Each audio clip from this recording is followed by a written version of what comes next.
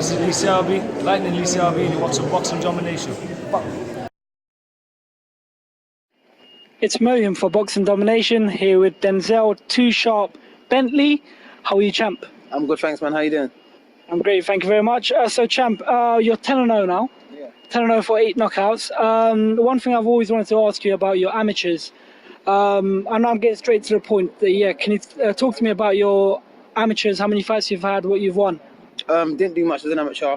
I got to the nationals of the novices, had 17 fights overall, and yeah, that's about it. Didn't really do much as an amateur. As an amateur, you've obviously fought Robbie Chapman, and when I last time spoke to Steve Goodwin on Ring Talk, Steve Goodwin and Martin Theobald, they were actually talking about potentially matching you both up for maybe sometime next year. Robbie himself said you're the hardest hitter he's ever faced. When you punch, it feels like a train hitting. So if that fight was to go ahead, maybe, just say sometime early next year, is that a fight you would take, or are you trying to aim for like title fights, like English title fights? Of course, I'm trying to aim for title fights, but if I can't get matched up and he's an available opponent, then of course, like, I'm down to fight anyone. We fought 3 times as an amateur. Like, I wouldn't mind getting in there again. But for now, my main focus is chasing titles and trying to move forward. I don't really want to go backwards. I want to move forward. But if he's at that level, at the same time, then why not? We can get cracking. Normally, fighters, when they fight at a gym for a very long time, they actually get comfortable with the trainers they box with. So some fighters obviously tend to switch trainers once they get to pros. Did that happen with you, or did you stay with the same trainer throughout your amateur and your pro? Yeah, I still got the same trainer I was with as an amateur. So, but we just joined another gym and joined other trainers. So we train with them. So it's a different style of training as well. But I'm still with the same amateur coach. Yeah. I personally haven't seen the date of your next fight. Do you know when's your next fight? Should be September. Just waiting on confirmation and for them to announce it and stuff. But September should be the date. Yeah. There's been talks for a long time, and I've been doing Twitter polls actually for Linus Udofia and Denzel Bentley because I really want them to fight. And I believe if they fight now, it's going to be similar to the boxer versus brawler sort of thing. You know how Daniel Dubois versus Nathan Gorman.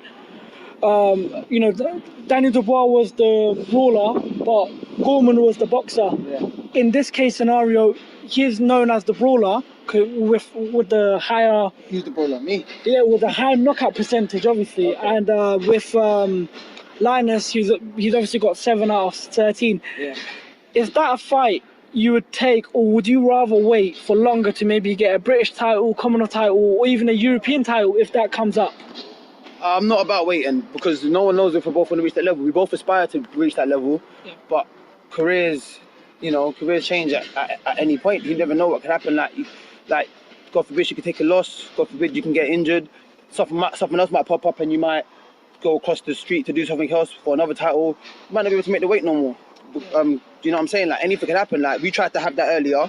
I'm sure everyone that was tuned into that moment knew that we were trying to have that earlier.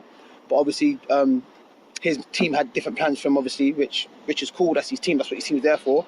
They had different plans for him, but we end up fighting. I'm not really too fussed about it. It's nothing, like, it'd be a good fight, but I ain't got nothing on him, like, against him or anything. It was just that there was a title in the line at the moment. But if down the line there's a British or Commonwealth title in the line and we happen to meet back up again, then why not? I ain't really fussed about it.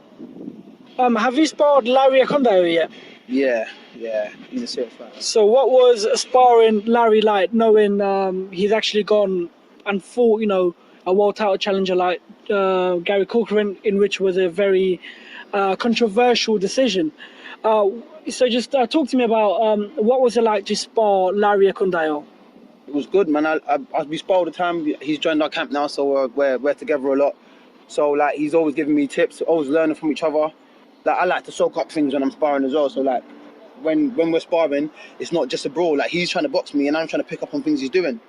When I'm sparring and he's not sparring, he'd always come to the corner and give me advice on the corner, like, listen, try this and try that and do this, or you're doing this wrong, or you're rushing and things like that. So I'm always learning from Larry every day. It's great to have him in the camp, and I'm very grateful he's around still because I'm learning a lot from him. Yeah. Obviously, you fight at middleweight, which is 160. Can you make 154? No chance. No chance, yeah?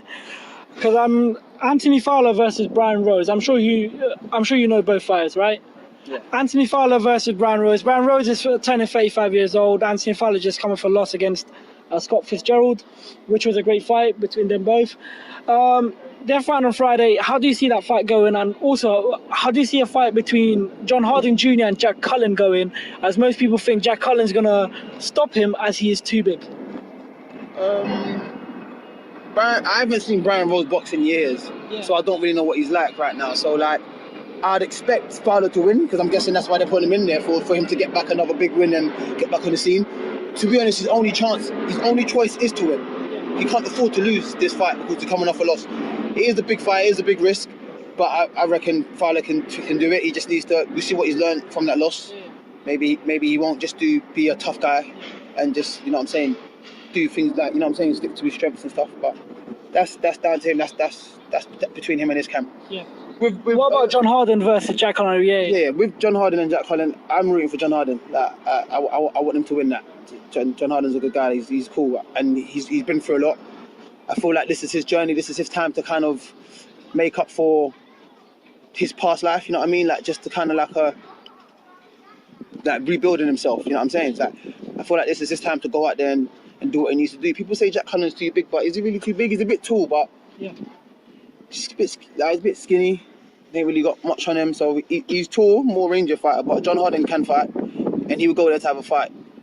Yeah. So I've got John Harding. I want him to win. Do you think he'll win on points? I think he'll win on points. I don't think they both got big knockout records. John Harding's got 1 out of 8, and Jack Cullen's got, I think, 5 out of 16, 6 out of 16. Yeah, so I don't see a knockout there. Yeah. I think John Harden's fit. I think if he puts the pressure on, he can just kind of, I wouldn't say outbox, but maybe outbrawl him. Yeah. To a points decision. Yeah. Obviously, John Harding Jr., that's for the English title. They are fighting at the same weight as you as well, middleweight. Brad Pauls is the Southern Area champion. He's looking for big fights, obviously. Linus Udofia, he's sort of looking for a fight with John Harding Jr. for the English title. Okay, so I'm not gonna, try and look past the fight. I don't want you to I want you to tell me, who do you think could take it, or do you think it's too early for John Harding Jr. to take a fight with Linus if it was to happen this year? Because John Harding Jr. is aiming a fight with him. It's not too early. They're both at the same level. If he wins the English title, he's at English level. Yeah. So it's not too early. What level's Linus on? He hasn't won a title, so he's around Southern Area English level too. So it's nothing to do with too early for John Harding. I think it's good timing for John Harding, and if John Harding puts his mind right, he could probably win that too. But Linus is a good fighter. John Harding is a good fighter. I don't think people see much of him, but he puts the work in. Yeah. It'll be a good fight. The best man will win. But obviously, John Harding needs to win that title first. Yeah. He needs to win that title first. So you can't just talk about him versus Linus. He's got a job at hand. He's got to do what he needs to do. Like, in order to get to Linus, he's got to get past Jack Cullen. So let's just hope he can get past Jack Cullen first, and that'll be a good matchup. I'll be there to see that. A fight that this whole area is actually talking about is in 2.5 weeks' time, Anthony Yarde versus Sergey Kovalev in Russia. The purse is high for both fighters. Both fighters are going to be paid millions. Obviously, I don't want to say the numbers. I don't know the numbers myself. Obviously, us British fighters, we want Anthony Yarde to win. Yeah. But give me a breakdown, your prediction of how you see that fight going between Yarde and Kovalev, knowing Kovalev is turning 37 next week, and Yarde is a young, fresh lion. Lions of the cap. Well, sometimes age can be a factor depending on how you look after your body. And obviously, as you've heard, nobody knows for a fact, Kovalev doesn't really look after himself much. Like, he drinks. He's a heavy drinker. Yeah, apparently so. I've never seen him drink, but that's what people say. So I think Andy Yarde has a very good chance of knocking him out. Yeah. I think he can knock him out. We've seen Kovalev get knocked out before. Andy Yarde is a big puncher. Yeah. The only thing he needs to be careful about is getting complacent and just not thinking he's a threat, which I don't think he is. I think he's fully on it. But Kovalev, at the end of the day, he's had a good boxing pedigree and he can box. He probably is the better boxer. So I don't think Andy Yarde will be trying to go out there to outbox him. I think he take his time, but I think they're going for the stoppage, and I think it's possible. I think Andy Yarde can knock him out. I'm going to go back to one of the first few questions. That's something I should have asked you first. How about did you come across boxing, and why have you chosen boxing as a professional, knowing it's one of the hardest sports in the world? My brother bought boxing gloves like when I was like 15, and we used to scrap in the block. Okay. And we both used to just beat everyone up. So we both started boxing. He might have started a little bit before me actually, but I can't remember. But we both started. Yeah. And he ended up falling off. Like you said, it's a hard sport. I ended up carrying on. I ended up carrying on. I thought I was good at it at the time. Then I joined the boxing gym, and I saw that these guys are really boxers. It's different. Yeah. And then like my parents weren't really up for it. My dad was up. My dad was like, let him do what he's doing. My mum was more like, why do you want to box? Like, why do you want to just go to school?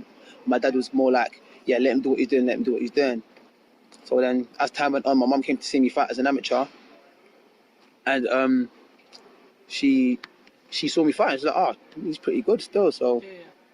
Just let it go on, and now both of them are very supportive in that. My dad flies down from Ghana, he lives in Ghana, so every time I fight he comes down and helps me sell loads of tickets and stuff, and my mum's always there every fight now, so they're all enjoying it now, so it's good. And I picked it because like it's challenging, you know what I'm saying? It kept me grounded, kept me focused. Like we all know as young people, we all do like silly things outside, you know what I'm saying? Like you follow your friends a lot, and boxing kept me out of that kind of thing. Like even though I was already older, like I was like between 17 and 19 when I first started. So 17, 18, I started and had my first fight at 19. But when I took it serious, I spent less time out on the streets and doing silly things and more time in the gym. Yeah. So that's why I thought, let me stick to it. This can possibly change my life. Yeah. Normally fighters have a very long amateur career and then they turn pro. So, and some fighters, you know, tend to have about 3 or 4 amateur fights or even none. And then they turn pro. Conor Benn is someone who's obviously had no amateur fights, turned pro. Nathan Gorman, I think, had around 10 fights. Talk to me about the transition from going from an amateur to a pro, from going 3-rounder fights, 4-rounder fights, to now having 10-rounder fights. What's the transition been like as a professional from an amateur? Because I didn't stay in amateur too long, I didn't really get like well schooled as a lot of these people on the GB team would be, like, if that makes sense. Yeah. But obviously I've learnt my style, I've learnt my craft, but you know, as an amateur there's like a certain style where there's all points. So like, trainers will try and like probably change your style and make it more, throw more straight punches and be more upright kind of thing. Whereas me turning pro early, probably, I don't know, because I'm guessing like probably allowed me to kind of like express myself a bit more, because the game's different, so you slow down a bit more, it's less fast paced, and I think I've adapted to it well. But that's maybe because I didn't get too far into the amateur career where I was a lot like where their style's more upright and just more straight shots. I'm gonna ask you about 3 questions before I do let you go, because I know you've had a very hard training session. I'm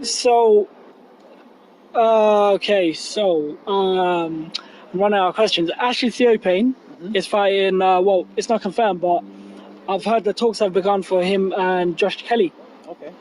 And obviously, you know, Ashley's, you know, towards the end of his career, he's at he's at around 49 wins and about 8 losses now, with 1 draw, I think. How do you see that fight going, knowing Josh Kelly? You know, Josh Kelly is a young fighter. He was very well-experienced amateur. I don't know if Ashley was a well-experienced amateur, but he's a very well-experienced professional. How do you see that fight going? It's a good fight. Ashley Theophane is very tough. So I don't know how Josh Kelly and his camp are taking this fight. Maybe they see it as a squeeze. I don't know. But he's a good fighter. He's a very tough guy. So they shouldn't see it as that. As you saw his last opponent, he got complacent and ended up taking a draw. But a lot of people thought he lost. So he needs to be switched on now and get on the A game. He's possible, like, ability-wise, he can beat Theophane, but being a professional, it's not only about ability. Like, this is a grown-ass, strong man. Like, he's a grown, strong man. So it's like, if he gets complacent again, he could get roughed up by Ashley Theophane. But it's a fight he can win. So normally fighters, so I've only been to really your cool shows for boxing media coverage. Whenever I've gone there, I've seen the debuting fighters or some of even the main event, co-main event fighters go to a toilet time and time again because they're nervous. I know it's okay to be nervous before a fight, but you know, do you get nervous before a fight? Yeah, but not that nervous where I got to keep going to the toilet. But like, everyone gets a bit of nerves. Like, you're about to fight, innit? Like, it's like the event probably gets to you more than the actual fight. You know what I mean? So like, depending on how big how packed the crowd is or how big the venue is, kind of thing. That might get you like, wow, I'm fighting at this stage now. Like, then you start kind of mentally thinking, oh, I've got to be good. But either way, whether it's in the car park or in the O2 or in Wembley, you got to perform. You got to be good anyway. But I guess that's what it is that gets you most, like just the event rather than the actual fight. Because everyone's fighters, we spar every day, we fight every day. That's what we do. I don't think it's the actual fight. I feel like it's more the event. Yeah. You've obviously 10 fights in again into your career. Well, I mean, I'm a bit nervous about that. I would just cut this part out. So talk to me about some of the sparrings you've had this year and from the time you actually started boxing. So talk to me about who's the hardest hitter. It's going to be, who's the hardest hitter you've ever sparred or fought in your pro and your amateur career? The hardest hitter I've been in the ring with is probably, I want to say John Ryder. John Ryder? Yeah, he's very strong. He's a beast. He's very strong. Yeah, I want to say John Ryder. Yeah. John Ryder won the WBA, right? Yeah. Good fight. Yeah, he's a good fighter. Oh, what do you mean? With him and who? With him and Bilal Akawi. Have you watched the fight?